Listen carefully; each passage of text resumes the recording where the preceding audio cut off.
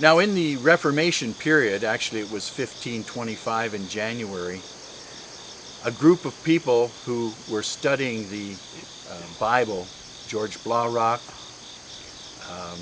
Felix Manz, and others, gathered together in a house in Switzerland, and they realized that their leader, church leader Zwingli, was not going to switch away from infant baptism.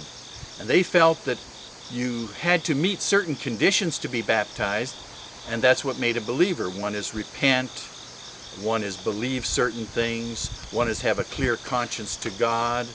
And they realized that a baby could not meet these conditions. And so therefore in January, which was the middle of winter in Switzerland, they took a bucket of water and poured it over each other's head and baptized each other as believers for the first time in that period. They became known as anabaptists, which means rebaptizers. Now I don't know why Mennonites seem to like that name, because it was a slang word that was derogatively used against them. Mennonites don't believe they're rebaptizing because they don't recognize infant baptism as anything but water. However, you need to understand where the context of all this comes from.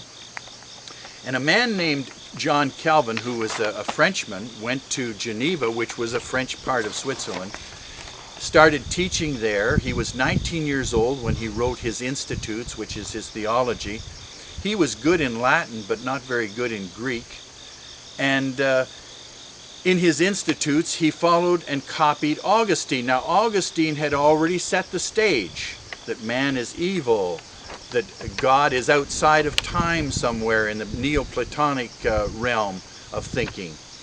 And so John Calvin copied him, and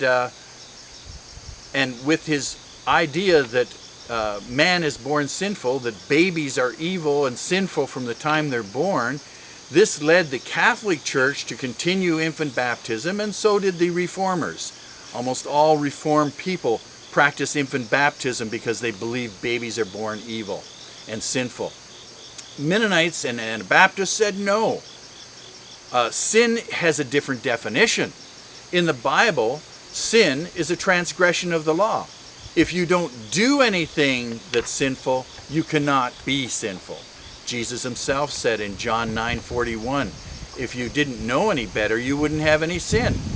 So the Anabaptists followed the early church writings, and there is not one statement in the early church that says we are born sinful. Gnosticism was spoken against in the early church and tried to be kept out. Now later followers of John Calvin made up a little formula to help them know what his doctrine taught, which is basically plagiarism from Augustine. And I'm going to give you that formula because it's important you know this. This is basic theology everyone should know. First of all, it's by the acronym TULIP. T stands for total depravity, means we're born totally sinful, with a sinful nature. They call it sin nature. Then U stands for unconditional election, with a mistranslation of the Latin before the foundation of the world, which is a mistranslation because the Greek word katabole means breakdown of society, and it's quite different. Calvin came up with the idea that we are elected by God before the foundation of the world. God chooses who will be saved and who will be lost. Then L stands for limited atonement. Christ didn't die for all. He only died for those he chose, which is the elect. And you can see how this system fits together. I stands for irresistible grace. And that means that once God chooses you, you have to become a Christian. God forces that on you. You cannot choose not to be a Christian if you're one of the elect. P stands for perseverance of the saints. Those who are elect and are chosen by God will become Christians, and they can never fall away. Now that is in Baptist terms in the United States called eternal security. Now we believe that believers are eternally secure. Let me make that quite clear.